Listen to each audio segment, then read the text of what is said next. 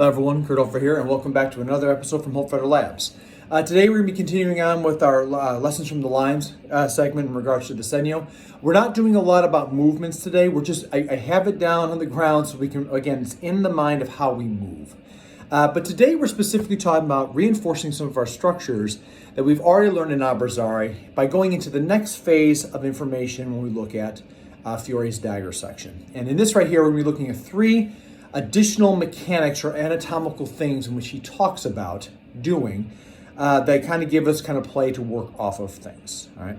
And those right there are going to be variants of the Tuta Porta di Ferro, the full iron gate, which is the similar kind of wrestling guard position that you see within his Abrazari section. So with that being the case here, we're just going to be talking about what they are, what they aren't, and kind of give some variable right here as you're practicing and moving into things, and maybe practice moving into these types of structures as we've been going to kind of play within your journey. So with that being the case, let's get into it.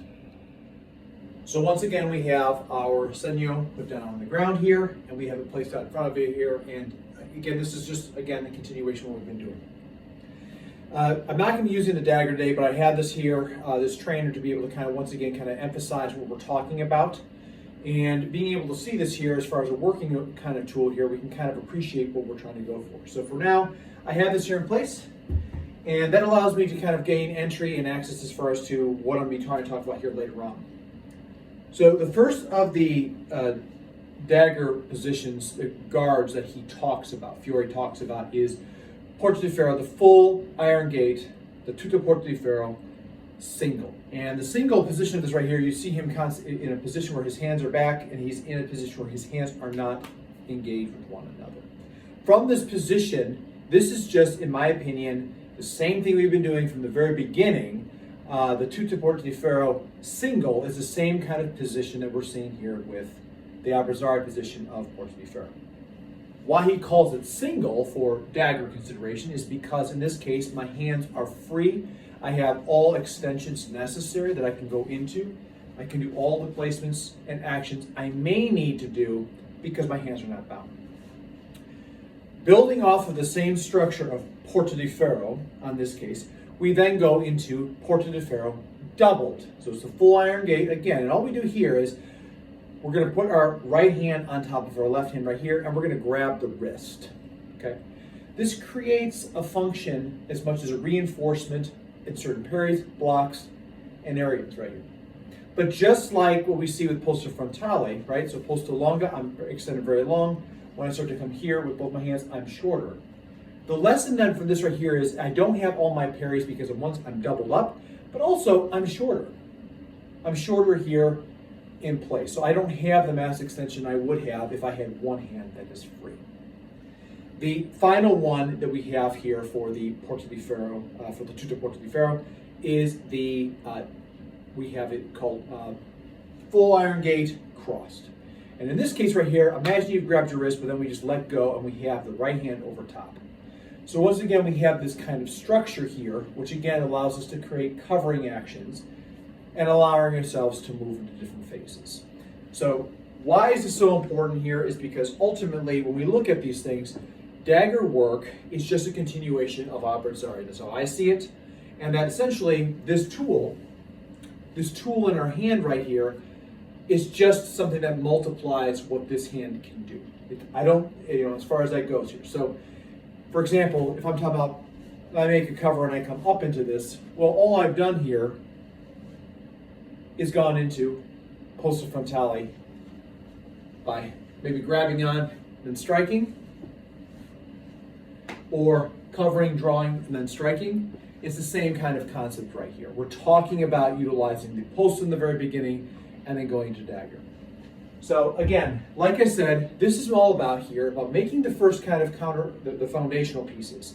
And understand that once again, we can kind of look at posta longa, my hands here are low right here, I have distance, I can keep distance out. But then also here, how I make myself strong by turning my foot in. And we're talking about making covers and crosses here and how we can reinforce and shift and move in different directions. So again, looking at these positions, way to play with this is again, we stand here, make our elephant guard here, practice making that a crest off. That's just here utilizing that covering mechanism to go out.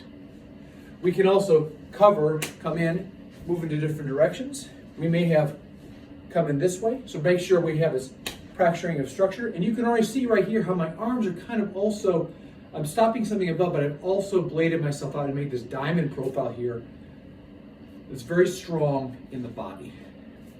Then when I grab this, my hand is very tight. My hand is loose, I can turn. And just like all the abrazari concepts, made a cover here,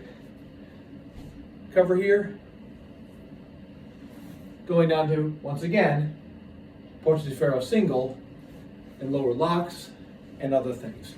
So just understand that as we start adding these into this is just an introductory concept to those three positions, but additional structure things right here that help us in developing counter posturing against something that's coming at us.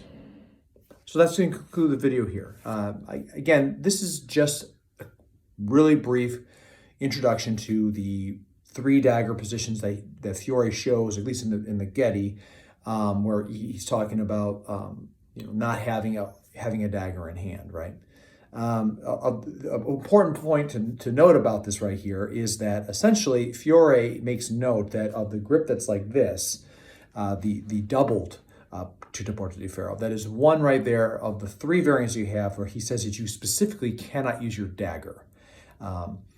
To me, that makes sense. I think this is a very defensive posture because I'm grabbing with my right, I'm grabbing with my right hand on my left, so my right hand becomes my knife hand, at least for all intents and purposes of this manuscript.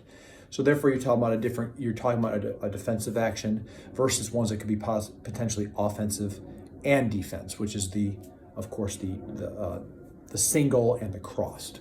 So these are just additional mechanics. And again, I believe that exploring how these work with us anatomically makes sense when we start looking at combining them with the lessons that we've seen with abrazari structures and plays.